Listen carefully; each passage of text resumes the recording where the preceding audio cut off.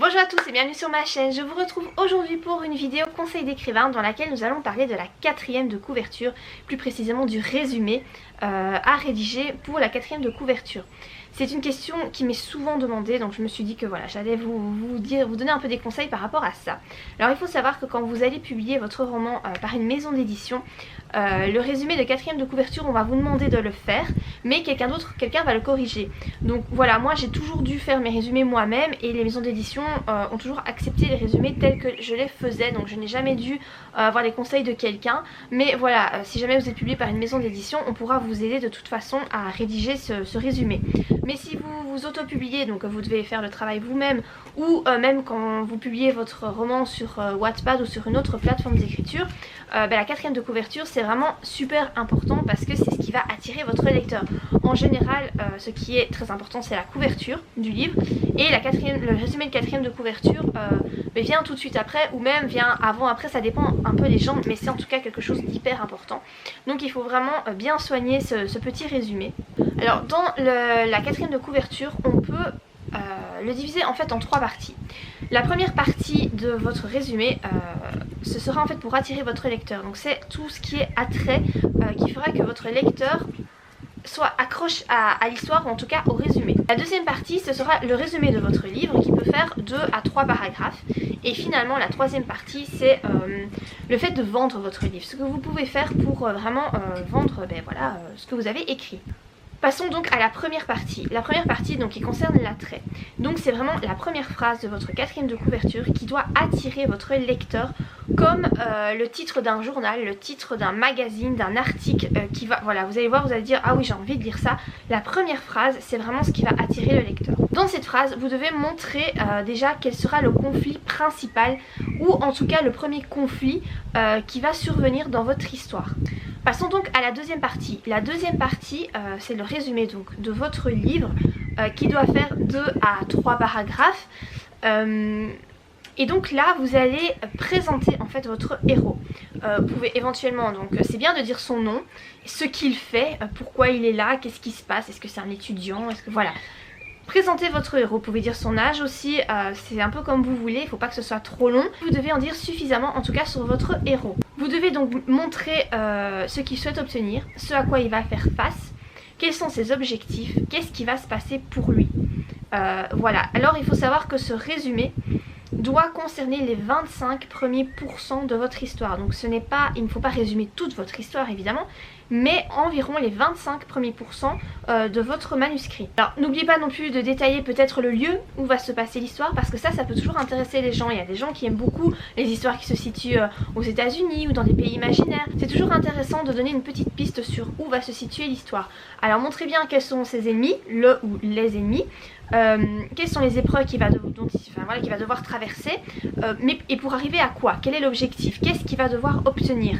Vraiment il faut mettre l'accent là-dessus. Ce qui est bien, c'est que dans ce résumé, ce qui est bien à faire, c'est de terminer par un cliffhanger, donc vraiment sur un gros suspense. Vous pouvez, moi ce que je fais souvent dans mes quatrièmes de couverture que j'aime bien faire, c'est terminer par une question. Ou plusieurs mêmes questions. Ça soulève des interrogations chez vos lecteurs, se dire ah oui mais est-ce qu'il va y arriver?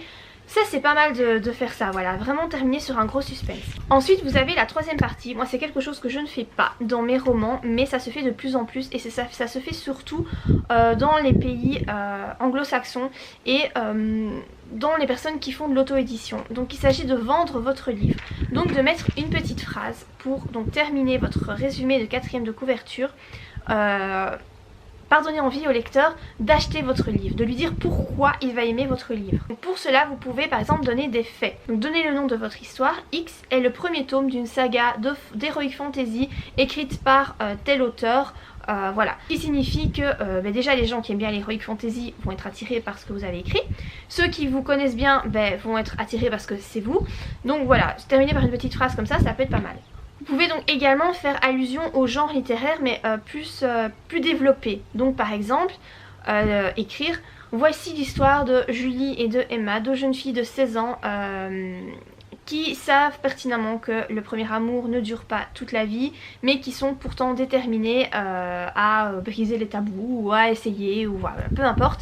Mais donc ça donnera des indices à vos lecteurs. Voilà, ce sera un roman young adulte très probablement une histoire d'amour. Voilà, donc vous voyez, ça donne des indications sur le genre littéraire. Alors vous pouvez aussi utiliser des adjectifs pour voilà, décrire votre histoire, vous décrire vous. Par exemple, l'auteur X manie avec brio l'humour, l'action, le suspense et vous emportera dans une saga d'heroic fantasy qui vous laissera en haleine jusqu'au prochain tome. Voilà, par exemple. Ça c'est une petite phrase qui évidemment pourra attirer le lecteur parce qu'il se dira c'est de l'heroic fantasy, super, j'aime bien ça. Il y aura du suspense, de l'action, super, j'aime bien ça aussi. Voilà, vous voyez, c'est une phrase pour vous vendre. Et finalement vous pouvez utiliser cette petite phrase bateau qui est si vous avez aimé X, donc le nom d'un roman, vous aimerez très probablement ce roman. Donc voilà, le roman que vous avez écrit. C'est une petite phrase bateau mais qui peut fonctionner. Vous pouvez également écrire une petite phrase du style si vous aimez les histoires d'amour érotique avec du suspense, un peu voilà, de fantastique, alors vous aimerez certainement ce roman. Voilà, par exemple. Mais toujours décrire, suggérer en fait à l'auteur qui pourra aimer votre roman si il aime bien ce genre de caractéristiques. Pour vous aider à écrire votre résumé, moi je vous conseille fortement de vous inspirer des résumés de 4e de couverture des romans qui sont dans le même genre que le vôtre. Voir comment les autres auteurs ont fait, ça pourra vraiment vous donner des pistes et vous aider à rédiger le vôtre. Enfin, pour votre résumé, n'oubliez pas que le style d'écriture que vous allez utiliser doit être le même que celui qu'on va retrouver dans votre roman.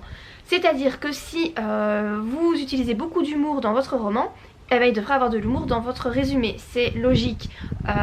Si vous faites un résumé qui est très tragique et très triste alors que dans votre roman c'est plein d'humour, voilà, il y a un problème, le lecteur va être déçu, on ne fait pas ça.